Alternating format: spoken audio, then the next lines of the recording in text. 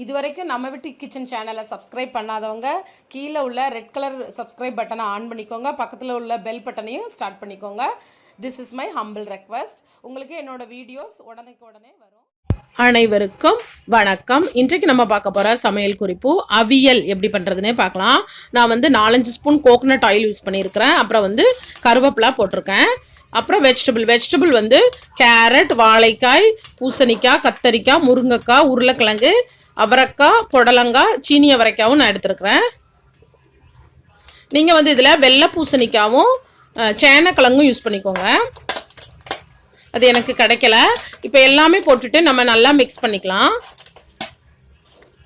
நம்ம இந்த coconut oil plus அதில் கருவேப்பிலை போடுறதுனால நல்ல உங்கள் அவியல் ஒரு நல்ல மணமாக இருக்கும். அதனால தான் நான் அதை யூஸ் பண்ணியிருக்கிறேன். நிறைய பேர் இது தண்ணியில் தான் அவிச்சு எடுத்துக்கிடுவாங்க. நான் இன்றைக்கி அப்படி பண்ணலை. அப்புறம் இதுக்கு தேவையான அளவு உப்பு போட்டுக்கலாம். நான் 1 ஸ்பூன் போட்டிருக்கிறேன். இந்த வெஜிடபிள் ஒரு 1.5 கிலோ அளவு இருக்கும்.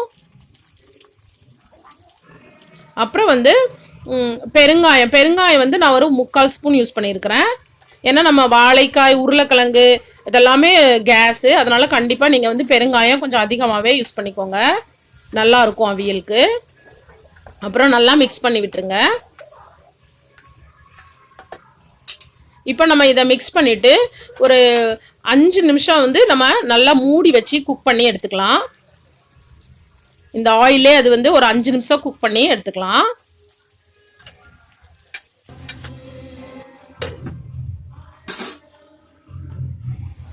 அப்புறம் லைட்டாக மேலே தண்ணி தெளிச்சுக்கோங்க. ஒரு 1/4 ஸ்பூனுக்கு கீழே லைட்டாக தண்ணி தெளிச்சுட்டு திரும்ப நம்ம இதை மூடி வச்சு சிம்மில் வச்சு திரும்ப ஒரு 3 நிமிஷத்துக்கு குக் பண்ணி எடுத்துக்கலாம். இப்போ பாருங்கள், இந்த மாதிரி இருக்குது. ஓரளவு குக் ஆகிருக்கு. இப்போ திரும்ப நம்ம இதை மூடி வச்சு இன்னும் ஒரு 2 நிமிஷம் குக் பண்ணால் போதும். அப்புறம் மசாலா இங்கே பாருங்கள், நான் தேங்காய், அரைமுறி தேங்காய் எடுத்து வச்சுருக்கிறேன். சின்ன சின்னதாக கட் பண்ணி ஒரு ஸ்பூன் சீரகம், பச்சை மிளகாய் 5, பூண்டு ஒரு 8 பல் எடுத்துக்கோங்க. அப்புறம் அது நல்லா கொரகொரப்பாக அரைச்சி எடுத்துக்கோங்க.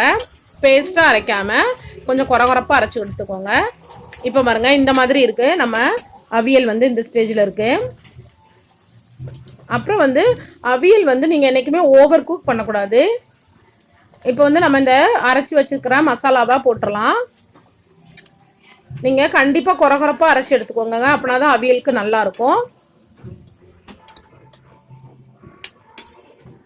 இப்போ இதை நல்லா மிக்ஸ் பண்ணி விட்டுடலாம்.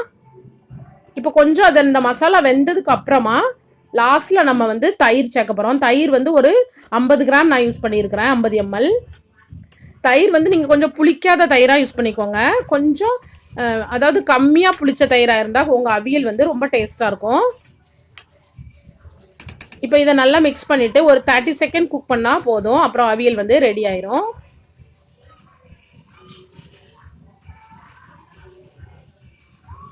இந்த அவியல் ரொம்ப யம்மியாக இருக்கும், ரொம்ப டேஸ்ட்டாக இருக்கும்.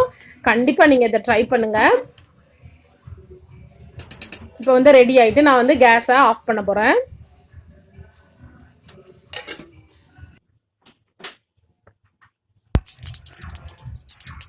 இப்போ நான் கொஞ்சம் கோகனட் ஆயிலில் கொஞ்சம் 1 ஸ்பூன் கடுகு, 1 ஸ்பூன் உளுந்தம்பருப்பு போட்டு தாளிச்சிக்கிட்டு இருக்கேங்க அவியலுக்கு. கருவேப்பிலை போட்டுக்கோங்க. அப்புறம் சின்ன வெங்காயம் இருந்ததுன்னா அது நீங்கள் யூஸ் பண்ணிக்கலாம்.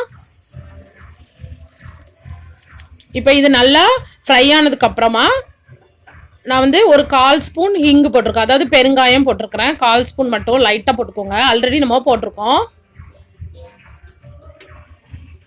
இந்த வெங்காயம் நல்லா ப்ரௌன் ஆகும் வரை ஃப்ரை பண்ணிக்கோங்க. இப்போ நான் அவியலை வேற ஒரு பவுலில் சேஞ்ச் பண்ணிட்டேங்க. இந்த அவியலை நீங்கள் அப்படியே சாப்பிட்றலாம். அவ்வளோ ஒரு டேஸ்ட்டாக இருக்கும்.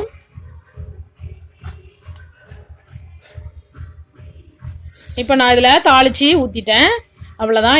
இப்பொழுது சுவையான அவியல் ரெடி ஆகிட்டு. இது வரைக்கும் பொறுமையாக என்னோடய ரெசிபியை பார்த்துக்கிட்டு இருந்ததுக்கு ரொம்ப ரொம்ப நன்றி. தேங்க்யூ ஸோ மச் ஃபார் வாட்சிங். அப்புறம் இந்த ரெசிபி உங்களுக்கு பிடிச்சிருந்ததுன்னா ஒரு தம்ஸ் அப் கொடுங்க. Thank you so much.